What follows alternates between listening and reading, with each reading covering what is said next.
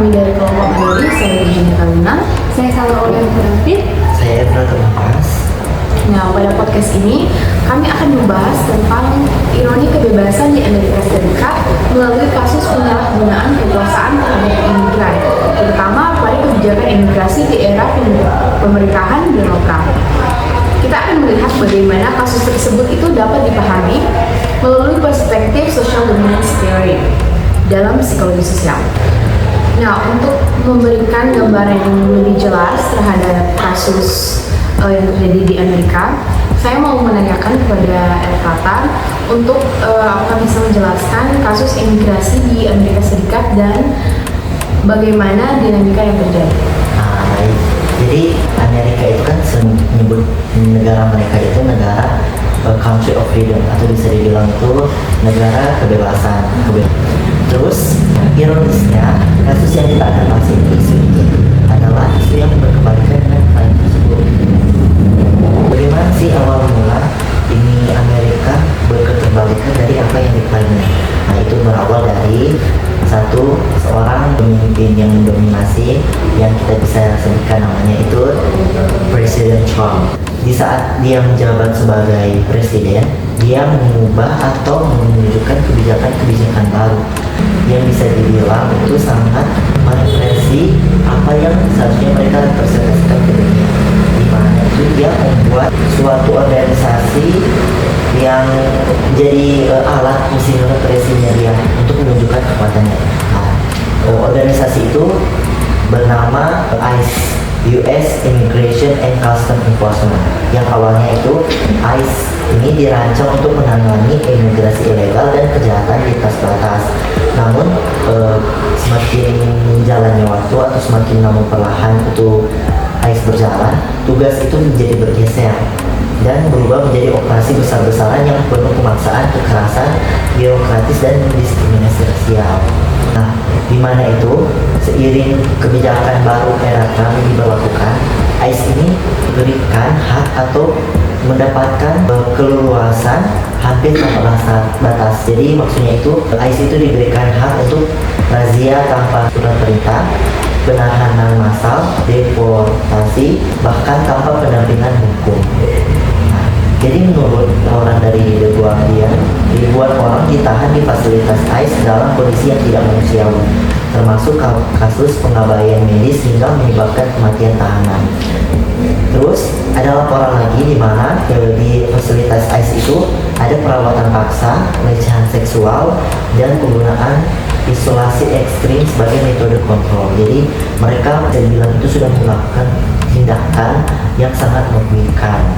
Washington Post mencatat beberapa kasus yang menunjukkan di mana warga negara Amerika yang kecil dan besar di Amerika itu ikut ditahan oleh ICE hanya karena berpenampilan seperti imigran atau berasal dari latar belakang etnis minoritas. Operasi ICE bukan hanya mencari orang tanpa izin tinggal, yang mereka cari juga adalah mereka yang terlihat seperti imigran. Jadi sudah bisa dibilang yang awal tujuan utamanya itu untuk memberantas imigran ilegal dan kejahatan lintas batas, di mana itu maksudnya itu orang yang tanpa izin itu masuk ke dalam negara mereka. Di mana itu bisa kita pikir itu orang yang kategori itu lebih gelap atau orang yang mempunyai nama-nama Latin yang unsur-unsur Latin, terus memiliki aksen yang bukan American accent atau British accent, terus bahasa non Inggris. Jadi warga-warga yang menggunakan bahasa yang di luar bahasa Inggris. Dimana itu semua itu menjadi alasan ICE memeriksa, menahan, bahkan dideportasi secara langsung.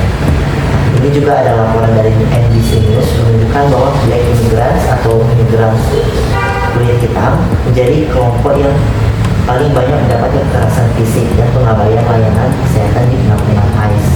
Sementara di Los Angeles Times menyoroti penahanan besar-besaran terhadap imigran Asia dan Amerika Latin di pinggir komunitas kota besar, termasuk mereka yang sudah menjadi penduduk tetap atau bahkan warga negara.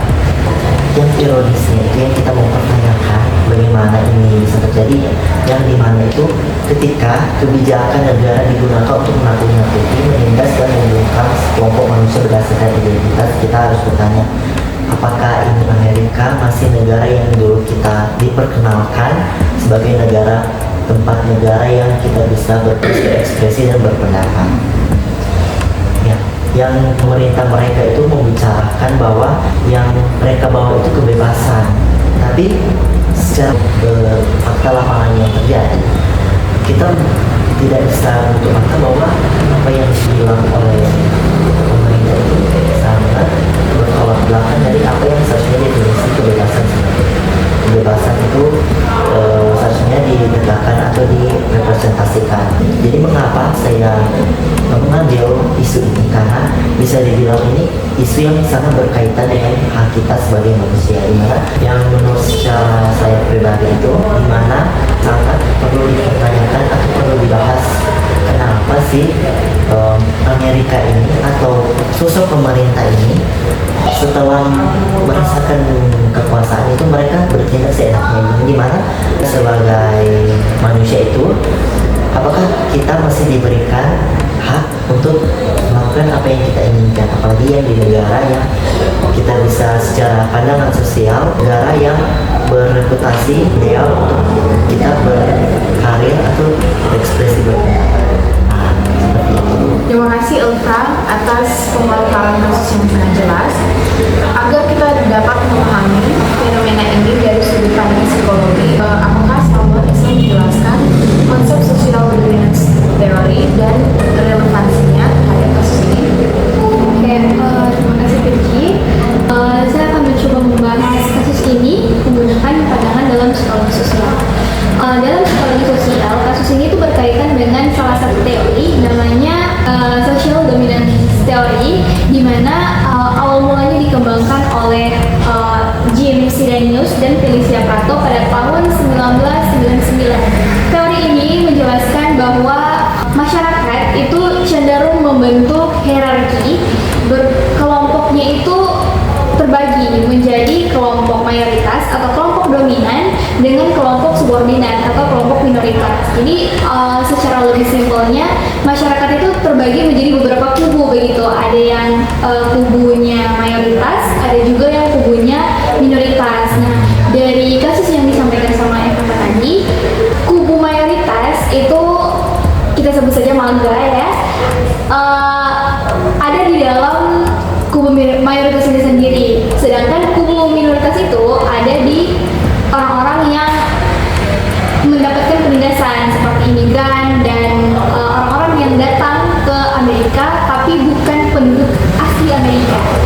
Nah, hierarki ini tidak hanya terbentuk secara sosial, tetapi juga dipertahankan melalui institusi, kebijakan publik, norma, dan juga keyakinan yang hidup di masyarakat. Nah, di dalam social dominant theory sendiri itu mengemukakan dua komponen. Komponen yang pertama itu adalah social dominant orientation, yaitu kecenderungan individu untuk mendukung atau menolak ketidaksetaraan antar kelompok, di mana individu atau pemimpin dengan orientasi dominan yang tinggi akan cenderung mendukung kebijakan yang mempertahankan hierarki sosial. Nah, untuk komponen yang kedua itu legitimizing myths, yaitu di mana keyakinan atau narasi yang berfungsi membenarkan keberlanjutan ketimpangan tersebut. Narasi seperti imigran itu mengancam keamanan nasional atau imigran itu membebani perekonomian nasional. Nah, itu adalah salah satu contoh legitimizing myths yang memperkuat kebijakan diskriminasi.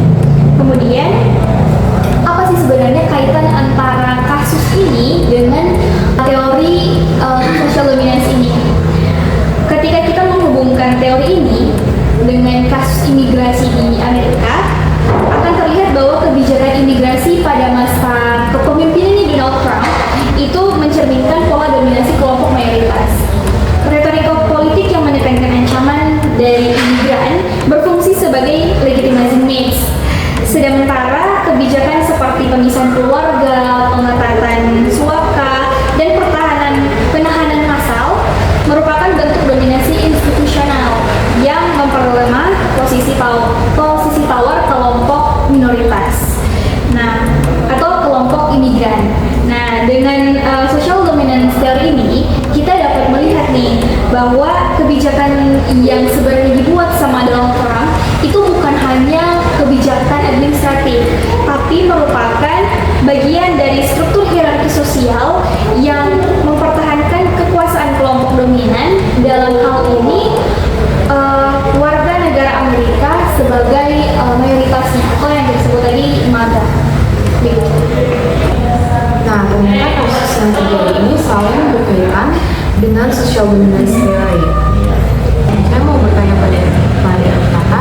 Nah, berdasarkan penjelasan Elfrata tadi, apa sih dampak sosial dan psikologis yang paling terlihat pada para korban yang terdampak kebijakan tersebut? Dampak psikologis yang saya lihat, apalagi saya yang ingin mengangkat isu ini, saat saya riset tentang bagaimana isu ini terjadi, di mana itu saya melihat beberapa footage dari beberapa media tentang bagaimana ICE ini beroperasi. Dan di situ saya melihat sangat jelas bahwa korban ICE ini memiliki dampak psikologis yang menurut saya bisa memfahaman dan juga sangat intens. Jadi di mana saya itu melihat beberapa aspek psikologis yang negatif seperti rasa kehilangan, trauma, di mana itu terjadi ada konflik yang menimbulkan agresif yang memicu itu tadi konflik-konflik. Nah, untuk para korban ini saya melihat bahwa di mana korban ini terkait ada yang trauma keluarga. Secara intinya itu orang itu kehilangan keluarganya dikarenakan tindak operasi ICE ini yang memaksa mereka untuk keluar dari negara mereka sendiri, atau mereka ditahan di fasilitas yang bisa bilang, saya sudah bilang kasus tadi, di mana mereka itu diperlakukan secara tidak manusiawi. Terus yang kedua itu rasa takut untuk deportasi. Jadi memunculkan rasa paranoid kepada kaum minoritas yang ada di Amerika. Mereka itu menjadi paranoid, jadi takut keluar atau jadi takut melakukan kegiatan di negara mereka sendiri. Peronisnya itu, dimana saya bilang tadi Amerika itu yang sebagai kebebasan ekspresi, malah menjadi tempat media pemerintah di sana atau mayoritas yang sudah merasakan rasanya kekuasaan itu merepresi mereka, sehingga yang direpresi itu merasakan dampak psikologis yang dampak negatifnya, sedangkan yang mayoritas itu minimal itu mereka itu enak-enak saja ya. Jadi itu dampak psikologis yang saya bisa jabarkan, yang saya lihat secara mata karena saya ikuti beberapa footage ini. Oke, ternyata dampak-dampaknya itu cukup besar ya, secara fisik maupun psikologis. Yang dimana itu sangat disayangkan karena pemerintah yang seharusnya menjaga rakyatnya itu malahan mereka sendiri yang bisa dibilang menyakiti rakyat. Nah, Salwa, apakah dinamika ini memang pola yang umum dalam social dominance power atau Ya, pola yang ada dalam kepemimpinannya Donald Trump ini adalah pola yang umum dan sangat konsisten dengan social dominance theory, di mana seperti yang saya jelaskan tadi, dalam teori ini itu menjelaskan bahwa dalam kasusnya Donald Trump kali ini itu mengemukakan bahwa kelompok dominan akan terus menggunakan berbagai mekanisme untuk mempertahankan posisinya. Nah, dalam konteks ini mekanismenya adalah kebijakan imigrasi yang membatasi akses, memisahkan keluarga, dan memberikan hukuman yang tidak proporsional. Nah, selain itu, social dominance theory juga menekankan bahwa ketimpangan tidak hanya dipertahankan oleh individu sendiri, tetapi juga oleh struktur institusional seperti sistem hukum, kebijakan nasional, dan lembaga penegak imigrasi. Nah, dari kasus yang sudah kita bahas dari tadi nih, itu bisa menjadi contoh nyata bagaimana dominasi kelompok mayoritas itu dapat beroperasi secara sistematis dan terorganisir melalui kebijakan dalam sebuah negara. Nah, jadi yang sudah kita bahas ini, saya menemukan bahwa kelompok yang lebih dominan cenderung bisa merugikan kelompok subordinat karena akan kekuasaan yang dimiliki oleh kelompok dominan. Nah, menurut saya, kita walaupun kita tinggal di Indonesia, kejadian seperti ini itu tidak bisa dihindari dan mungkin saja terjadi di masa depan. Karena kita di sini sebagai masyarakat atau kelompok minoritas, kita itu harus berani untuk melawan ketentuan yang terasa itu merugikan kita sebagai masyarakat. Dan kita jangan hanya diam saja jika kita merasa sudah tidak ada lagi keadilan di negara ini. Oke, mungkin itu saja pembahasan kita pada saat ini. Terima kasih sudah menonton. Terima kasih.